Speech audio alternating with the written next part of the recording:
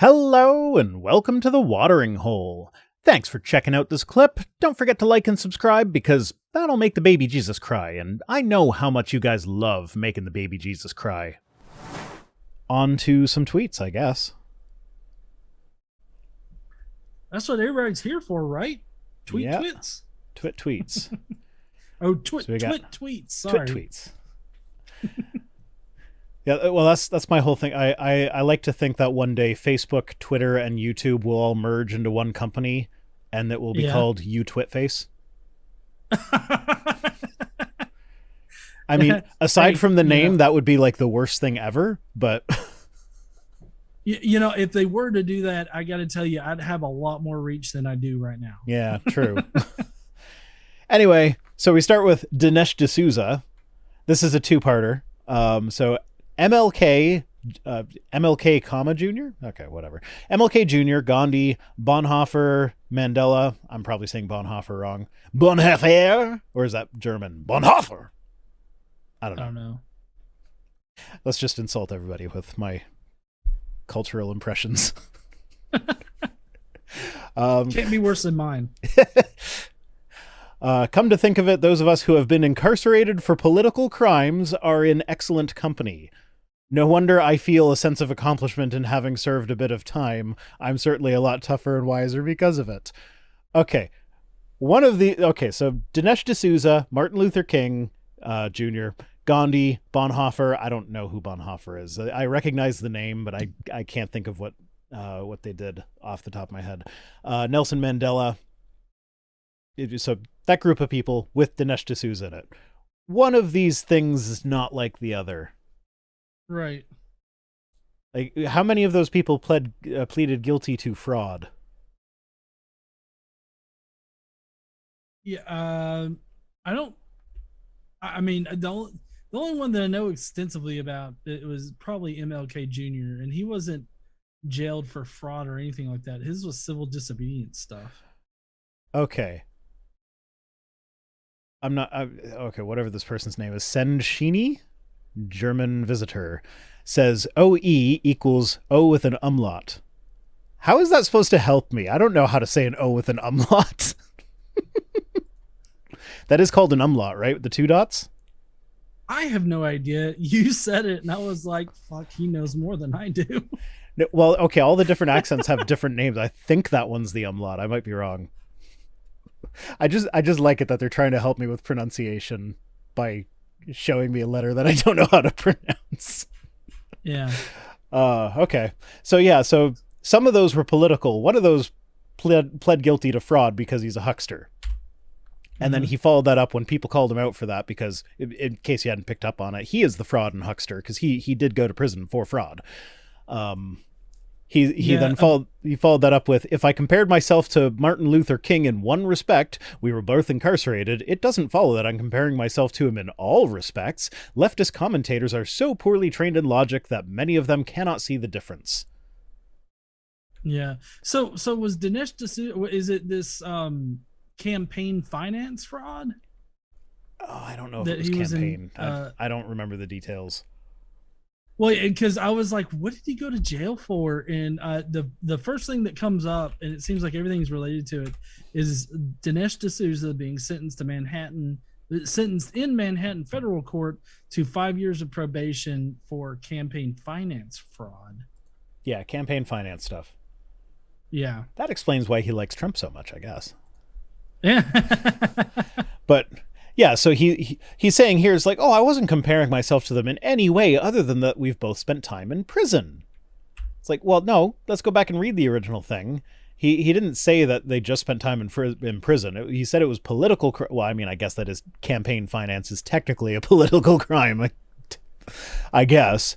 But like he says that he feels a sense of accomplishment for having been imprisoned for this, which says that like, these guys were all imprisoned for their civil rights activism or like things adjacent to that. He was in prison for grifting people of money. Like that's. Well, what I'm reading here on this FBI, it's an FBI.gov press release about it. And apparently what D'Souza did was D'Souza uh, donated more than what's allotted from a private donor to certain like campaigns. Wendy, the Senate campaign for Wendy Long. So basically, what he did, what I'm reading here off the FBI, is that both he and his wife contributed $5,000, which I think is the maximum that you can donate. And then D'Souza directed a couple of people that he's associated with, his assistant, and a woman with which he was romantically involved. And it ended up that they contributed, D'Souza himself ended up contributing over $20,000 to the campaign. And then he reimbursed the two people that he told to donate, and reimbursed them $10,000 each for their contribution. So I guess they made $5,000 off of it, maybe. But in any case, so basically, he figured out a way to donate a lot of money to one single Senate candidate, and that's what he got put in jail for. Okay, so or sentence for. So not that. So yeah, my initial impression was that he was grifting money from other people to make a profit for himself. So, I mean, honestly, anybody that paid money still for not 2,000 mules, they definitely got grifted. Yeah, that's like for that sure. was a total grift. I haven't watched it, but yeah, if you can't convince the likes of Bill Barr with that. I know. Like, I thought that was hilarious. It's crazy that these people are like, "Oh, Bill Barr is a rhino. He's a Republican in name only. He never really believed." And it's like, do you remember how he got his job? He was the guy that wrote a letter sucking Trump's dick, basically saying, "No, the president can never be convicted, can never be indicted for anything." Like, he was like, if you've gone too far for Bill Barr, you've gone way too far, man. Like, yeah. Yeah. Anyway, next up is Jack Pasta, who says, I'm going to show you the graph in a minute, but he says, this graph is useless if you don't count the inequality in the U.S. U.S. is a country good for the rich. The gap in life expectancy between the richest 1% and the poorest 1% of individuals was 14.6 years, 95% confidence interval, blah, blah, blah. Excluding the poor, Americans do have a long life. So this is the graph. It's basically life expectancy graph up against healthcare expenditure. So further to the right is more money spent per capita on healthcare, and further to the top is greater life expectancy. So basically, of the countries listed here, the United States not only has the lowest life expectancy, they also spend the most per capita on healthcare, which doesn't seem to really make sense unless you guys are paying too much for healthcare. I mean, yeah, we definitely are. Like, we're fucked on healthcare. Yeah.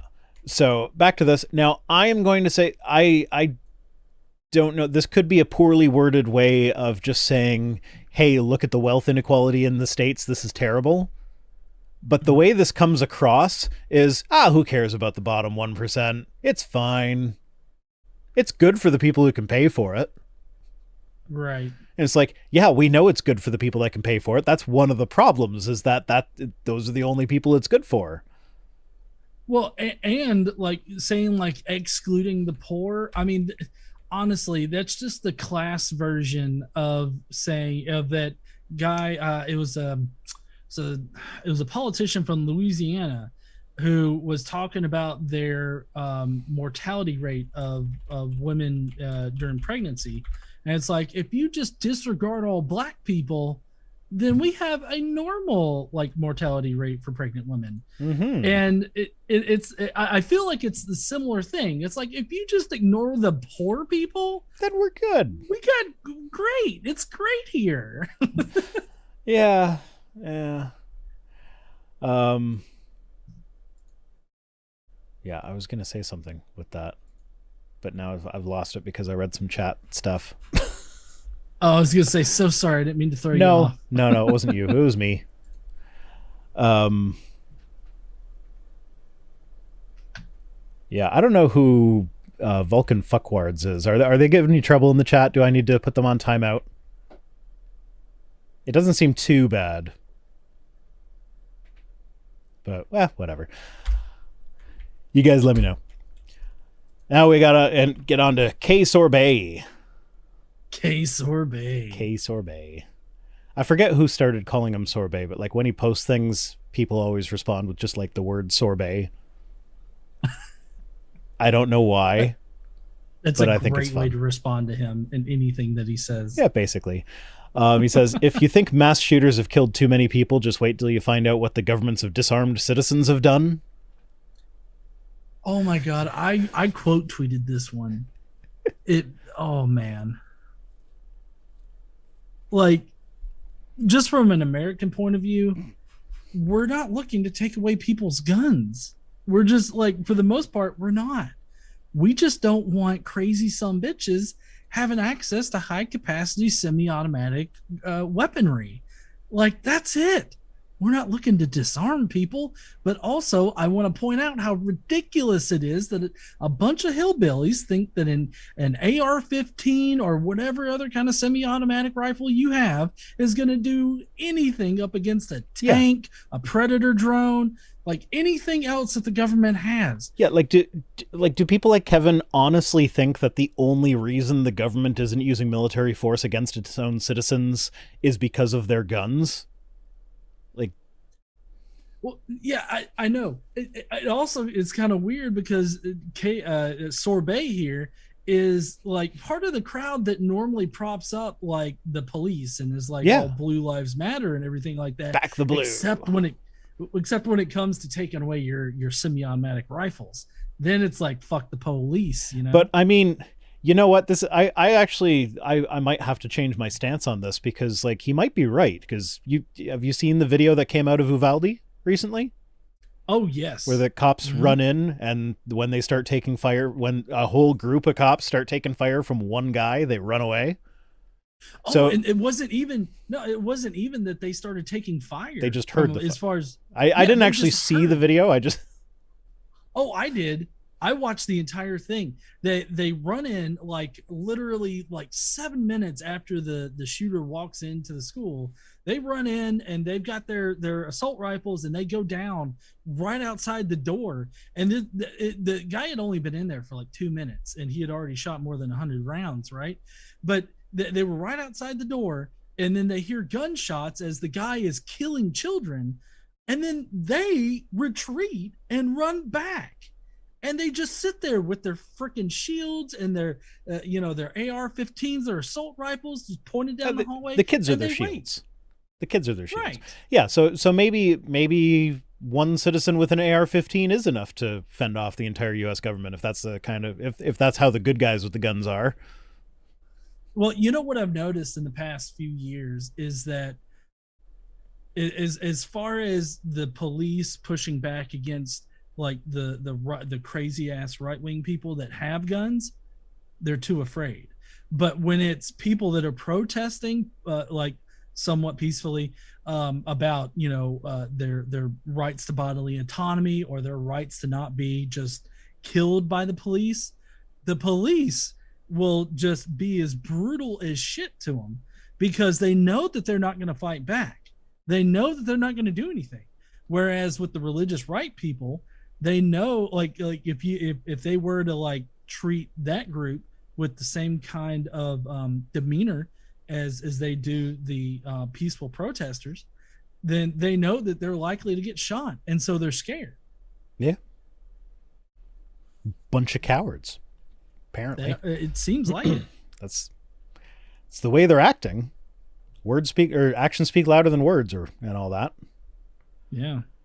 Yeah. Okay. One more from K Sorbet. It says, people really argue against the death penalty and then go and abort their child.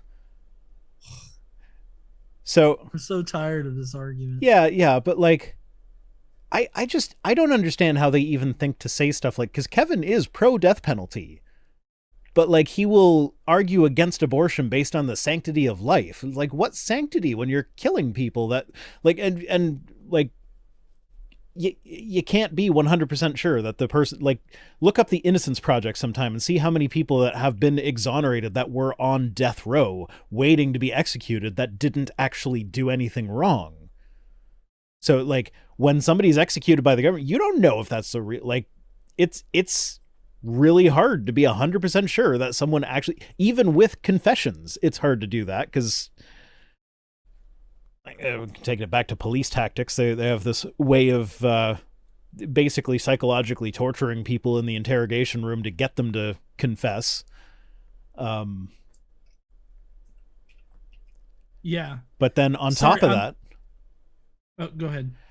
On top of all of that, like, it's not until the third trimester that the beginnings of the parts of the brain start showing up that even have the capability of becoming a person.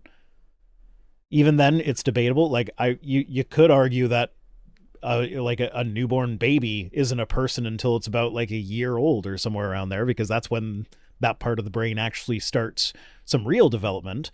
But nobody's calling for post-birth abortions, unlike what the GOP will tell you.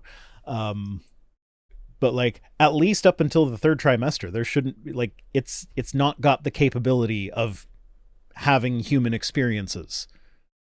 It's purely stimulus response at that point. So, I've got sorry to interrupt. Thinking about the whole death penalty kind of thing in the Innocence Project. Have you ever seen a movie called Just Mercy? No. You should watch it. And it's pretty personal to me, at least, because it actually is a true story about something that happened here in Alabama, and just the shit that they had to go through in order to prove that this guy was innocent, and that the actual case that they had against this black guy that was on death row. Yeah, it's just unreal. It really is. Yeah. To derail the conversation a little bit, the JASA says Miranda was overturned, so it's going to be even easier to get confessions. Just want to say, technically speaking, Miranda was not overturned. Your ability to seek compensation should your Miranda rights be violated was overturned. So they still, technically speaking, have to read you the Miranda rights. It's just that if they don't, you have no recourse. So it's it's effectively been overturned without technically being overturned. Right. Yeah. And I mean, I feel like for some police departments, they just they won't emphasize reading Miranda rights. Yeah, no, that's absolutely going to become part of police training now in a lot of places. Is that, like, yeah, you're still supposed to do the Miranda rights, but they can't fight back if you don't. So. Yeah. So why do it in the first place? That way you can put people in jail, and make the state money, because when you go to jail or get imprisoned, a lot of times people come out owing the state money. It's crazy. Really? How does that work? Well, it's like you get charged money for actually being in jail. And so, like, you can try to work it off while you're in jail, but they pay really poor wages for people that are in jail and do work. So when you come out of jail, a lot of times you have a bill with the state for, like, your time served in jail. And it's because they charge you per day that you're in jail. Okay, I knew your penal system was fucked up, but that's like next level fucked up. Yeah, it really is.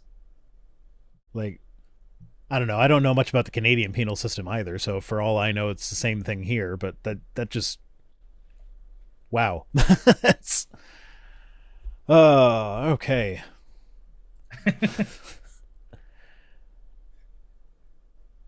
Actually, I think someone's talking about the HOV lane. Did you see that headline where the lady in Texas is like fighting a traffic ticket because she got pulled over in the HOV lane, but just like, I'm pregnant, counts as a second person now, doesn't it?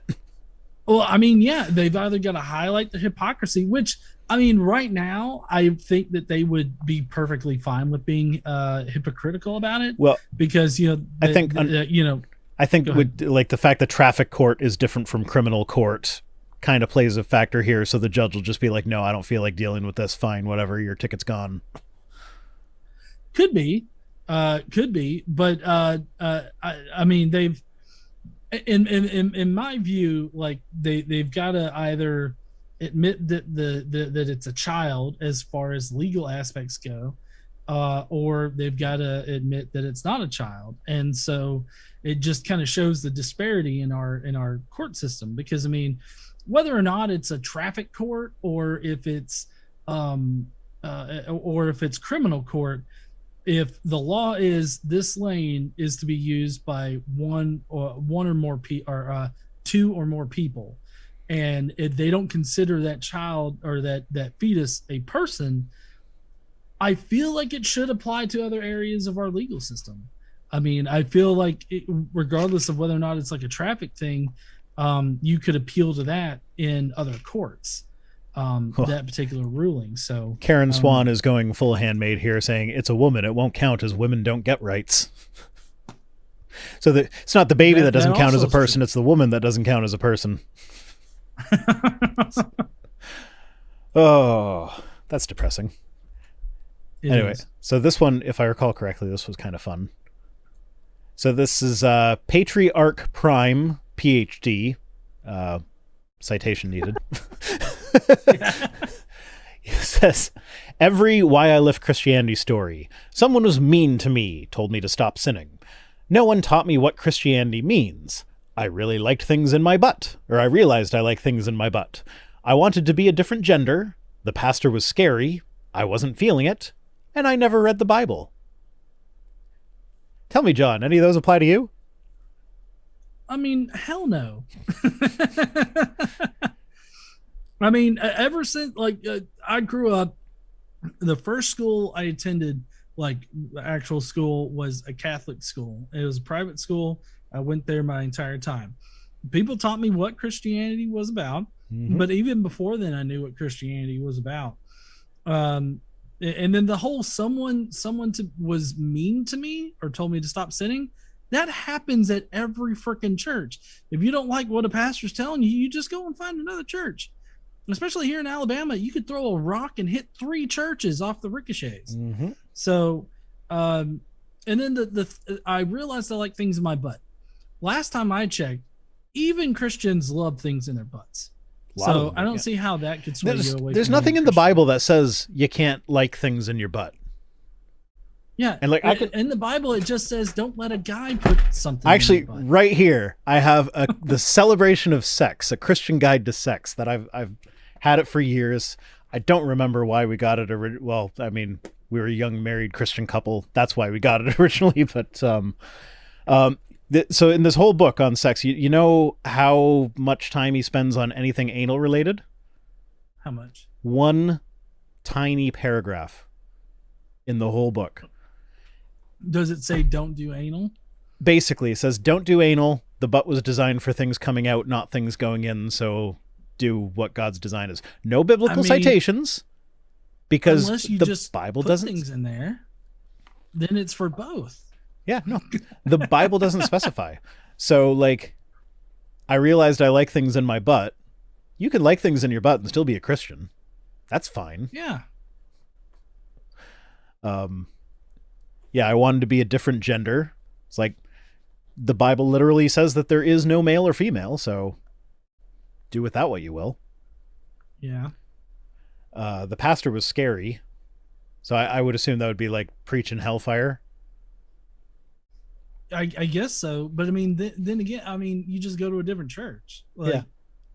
I don't know why that some jackass is being scary would also convince anybody. Also, if you're legitimately scared of hell and that's why you're a Christian and you actually like believe in hell, like being scared of that isn't going to get you to stop being a Christian. In fact, that's a common problem in atheists, is that I no longer believe, but I'm still scared of hell because that was drilled into me so hard. And so like those people, yeah. Speaking of butt stuff, giggity.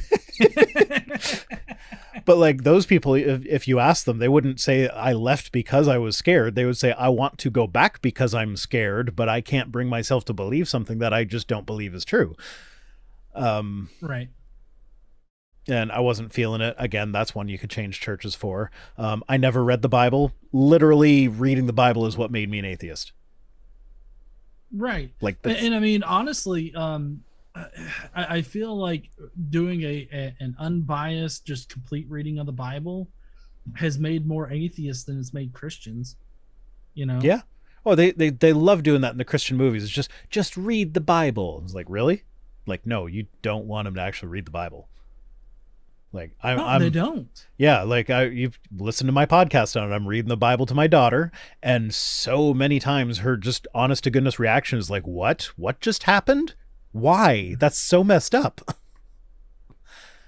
Have you gotten to Numbers 31 yet? No, we when we finished Genesis, I kind of skipped ahead to the Jesus stuff because at the rate we're going, I wouldn't get to Jesus until she's like 25, and then it's no longer reading the Bible to a child.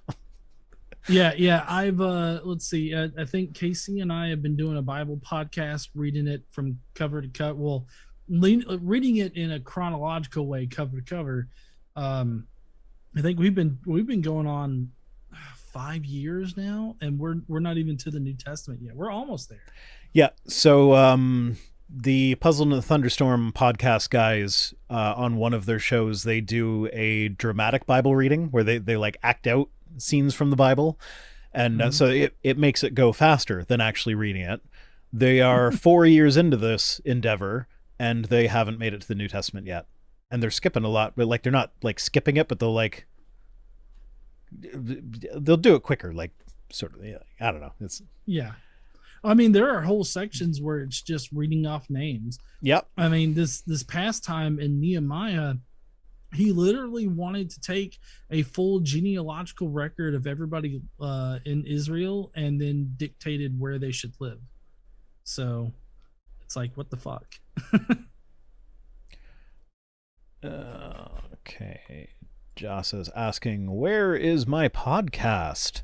It's called The Bible Through a Child's Eyes. It can be found on most podcast places. I'm not on Spotify because I don't want to share a platform with Joe Rogan. But all the other ones, it should be there. Actually, I might not have taken Bible Through a Child's Eyes off of. Anyway, in the video description, there's probably, there's the All My Links thing. If you go to the All My Links, the podcast is one of them. You can also listen to my regular videos as a podcast. Some people like that because, I do content that is easy to listen to without necessarily having to watch. And some people like to do that with their headphones on while they're cleaning or whatever. And YouTube doesn't make that easy unless you pay for it. And paying for YouTube is actually really, really good for creators. So if obviously become my personal patron before you pay YouTube. But if you got a lot of creators that you want to support and you can't afford, I can't afford to be a patron for everyone that I like. Becoming a YouTube premium member is actually a really good way to support that, even though it does still give money to the devil. So you can either pay for YouTube or just do the podcast for free. I think the ads are a little bit less intrusive on the podcast. It's easier to skip past them and stuff. But yeah, it's up to personal preference. And also, if you're worried, I've seen some people get worried. It's like, oh, I would do your podcast, but I want to make sure you get paid for the view. I get paid for the podcast stuff. And I used to do the math on it fairly regularly. It's approximately equal rate per listen, so it makes zero difference to me what way you listen to my stuff. Listen to it the way that best suits you. I give all the options. Anyway, Benny Shaps, the Sandman. You know why he's the Sandman? What's that? Because it's dry and irritating, gets everywhere.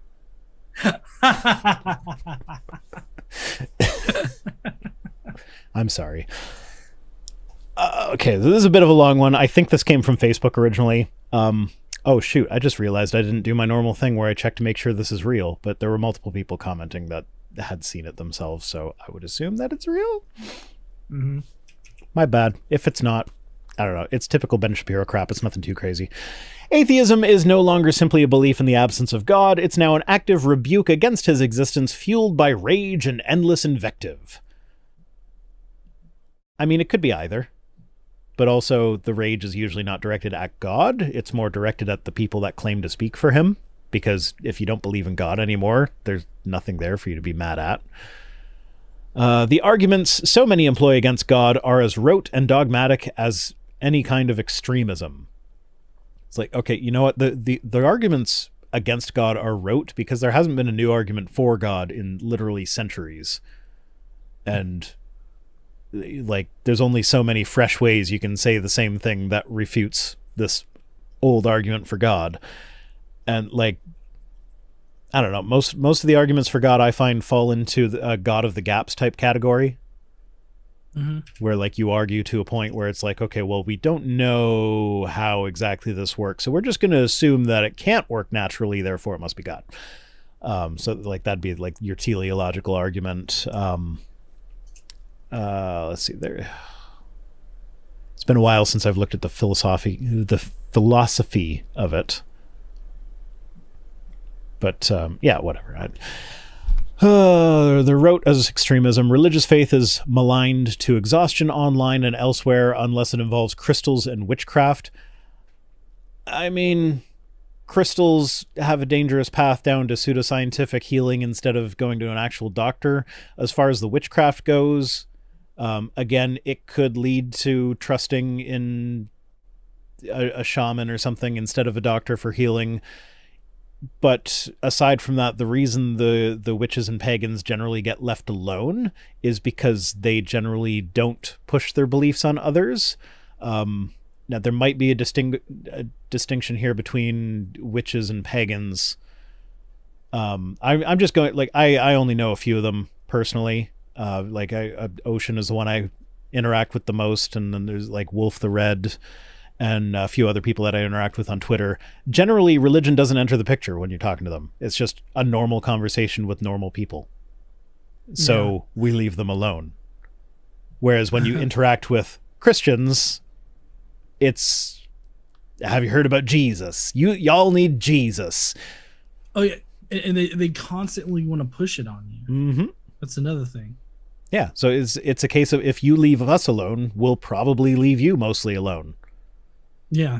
Again, exactly. I will still push back on, like, if you talk about faith healing instead of going to an actual doctor, I will absolutely push back on that no matter what religion it is. But yeah, when it just comes to normal everyday conversation, I leave the pagans alone because they leave me alone. We just have normal conversations. Exactly. Atheists don't just refuse the light, they now seek to extinguish it. Yeah, I mean, John Lennon had it right. Imagine no religion. Yeah, well, I mean, I do like that song, but like, I'm not looking to take anybody's faith away from them. Yeah. You know, I think that's kind of what he's getting at here, is that not only do we not want to believe, or I guess in his view, I mean, it's not about not wanting to believe, but in his view, it's, not only do they not want to believe, they're refusing to believe, they're now looking to take your belief away from you, is what I get from this. Mm-hmm. And that's just simply not what's going on. Nope. I mean, the harmful ones, yeah, like creationism. Mm-hmm. It's like, why don't you be a Christian like Megan Lewis? She's a good Christian. Yeah, you know, honestly, she was my last two guests on this stream. Yeah. Honestly, when there's not, you know, an aspect of someone's belief that causes them to try to push it on other people, I really don't care. And that comes to you know, Christians as well. Like you were saying with Megan. Megan doesn't look to push her belief on anybody else. So it's like, I have nothing to say about that. Like, you want to believe in Jesus and everything like that? Yeah. Fine. Like, just look at the streams that I have with Megan. We're just two people talking. It usually doesn't come up. Right. And when it does, it's stupid stuff that Christians are doing that is not relevant to the religion, really. Yeah. But Web B says, if Ben Shapiro is the facts and logic guy and 95% of his audience is Christian, but he's Jewish, why not convert his audience to the correct religion? Well, I think he kind of follows the Dennis Prager MO there, where he tries to be their token Judeo so that they can say it's Judeo-Christian. Even though, right. Like, if you talk to most Jewish, like the abortion issue, abortion is a part of the Jewish religion. And like, right. you look at the surveys, like 85% of practicing Jews believe that, okay, maybe not practicing, maybe it's just Jewish people in general. I don't know. There's an interesting distinction there that could be a whole topic onto itself. But it's something like 85% of Jewish people believe that abortion should be available for pretty much any reason.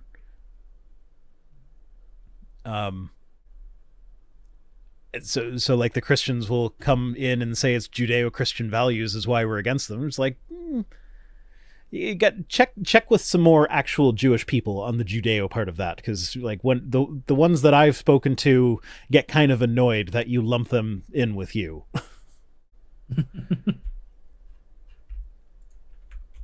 Okay, wouldn't be a Twit Tweets without a Frank Turek. Actually, no, I think I did one without a Turek the other week. I can't miss Turek and Sorbo at the same time. Frank Turek says, if you don't really have a mind, just a brain, why should your brain even be able to tell you anything that's true or not? Because you're stealing all these things from the theistic worldview in order to say that theism is false. You're stealing from God to argue against him.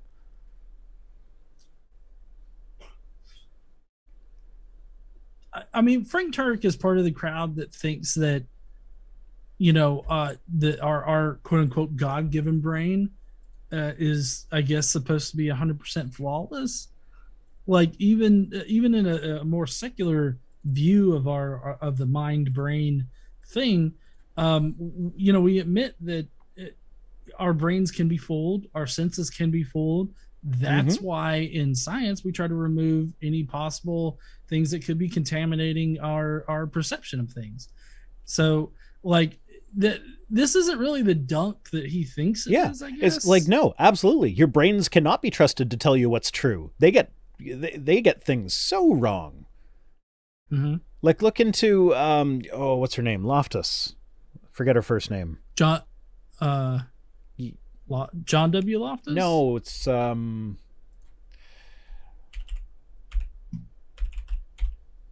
I always forget her first name because I went to school with a girl who had the same last name.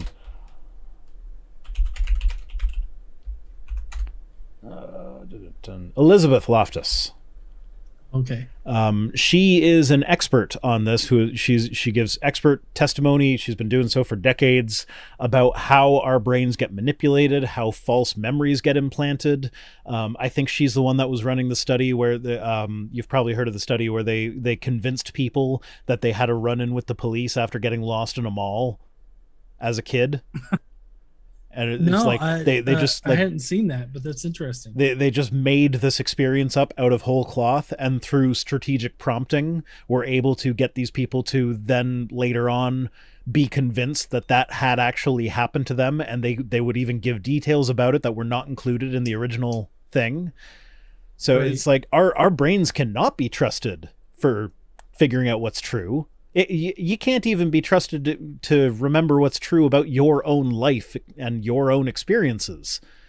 So no, they can't be trusted. That's why science is a thing, so that we can try and get rid of all this extraneous, like all these extra connections that our brain tries to make that are like shortcuts that kind of help evolutionarily speaking, but they don't help us learn things. Right. So like, yeah, no, we shouldn't trust our brains. Therefore, like, no, I'm not borrowing from theism to argue against God. I'm borrowing from secularism because I know you can't trust our brains. Why would God design them that way? Yeah, that's a good question. But also, I wonder how Frank, because if I could ask Frank a question, and he's got this idea of, our mind can indicate what's true or not, I guess, about the universe, or knowing truth. I wonder how he would distinguish between different religious experiences, because, like, of course, Frank Turek and Christians like him have this religious experience of Jesus, right? Well, Mormons have the same kind of experience with Joseph Smith or the angel Moroni. Those are demons. Oh, they're demons. Those are demons, right, faking those experiences for the other people. I don't know if Frank holds that position, but I know that I have seen apologists that will say, like, oh, our worldview accounts for not only religious experiences for Christians, but all religious experiences, because the other ones are all demons. Yeah, I want to say that it was the early church father Origen, maybe. He explained how, because it's very obvious that Jesus is very similar to other savior deities. And so the only way that I believe it was Origen could think of, like, well, then how do you explain all these other savior deities that come before Jesus? And Jesus is pretty similar to them. Well, obviously the devil came in and did all of this stuff in order to delegitimize the real Son of God. And so it was like a original of origin, yeah. But yeah, it's kind of crazy how they'll appeal to those things. I remember having a couple of Mormons come by, and I was actually able to get them to come by my place 3 different times. I think on the last time I asked them, like, you have this religious experience with Jesus. How do you distinguish that from a Muslim that has the same experience but with his particular religion? Like, how do you distinguish those? They didn't have a good answer for me. There's like, I can't. I just know what's true for me. That's like, oh, well, good for fucking you. Yeah, I don't get Mormons in my area. I get JWs, and the JWs get scared off really easy. I had a couple of JW women come to my door, and like, I started reading them all of the very misogynistic stuff from the Bible, and they were like, we've got to go, but we'll come back. And they came back, but it was with a dude that knocked on the door, and it was like, look, I'm just here to give you this, and we're going to say goodbye. I hope you'll come to our little meeting. See, and that was it. They come back every couple of years. It's always different people. But yeah, like they'll knock on the door, and then I get way too excited to go and answer the door and talk to these people. And like I'll do stuff like that too. Like last time I pulled out 1 Samuel 15, the Amalekite genocide. And they just like were completely flabbergasted that, like, God didn't just say to kill them all, but he like went out of his way to specify that the babies and the children and everything. And then he made Saul not king anymore because Saul wasn't genocidal enough for him, because he spared the king and some animals. Right. And so like, and they had no idea that was even in there. And then they were like, okay, well, we're going to need to pray about this, and, ask some elders for help and find some answers, and we'll come back and be in touch. And it's been like 3 or 4 years now. Yeah. But the apologetic I've heard for that has always been, well, I mean, they were at war. Like, do you know what they did? They burnt children. And it's like, so let me get this straight. God's solution to protect the children from being sacrificed is to go in and just kill all the children? Well, but on top of that, what that's saying is that morality is relative. It's not absolute. So killing children is bad when you're doing it in a bronze statue to Baal, but it's good when you're doing it to prevent them from being put in the bronze statue to Baal. Like, yeah. So, like, these are the same people that will tell you that, like, no, you should not lie to a Nazi to save a Jew, because that's lying, and lying is wrong. And we don't know what God's plan is for the person that the Nazi is going to take at that point. Maybe God has a bigger plan for them. So the same people that will say you can't lie to a Nazi to save a Jew because lying is always wrong will tell you that killing the babies was fine that time because the Amalekites were being terrible. It's like, how does that justify it? Do the ends justify the means, or do they not? Right. Anyway, we're not too far over time, but we are over time a little. So I think that's it for today. Somebody suggested a thing that I could do at the end as like my little sign off, but I forget what it was. So I still don't know what I'm going to do. Oh no, I won't see you next week. I'm just gonna go out on a limb now and say that I'm not gonna feel like streaming next week, because next week my streaming day would also have been my 17th wedding anniversary, so that's a no. I'm gonna take that day off. So yeah, I'll see you the week after that then, I guess. So thanks for joining me, John. If you want to see more from John, he's got links down in the description. And yeah, I think you can just click on his name too with the little @ symbol thing there. That's how it's supposed to work. So yeah, thanks for joining me and see you later.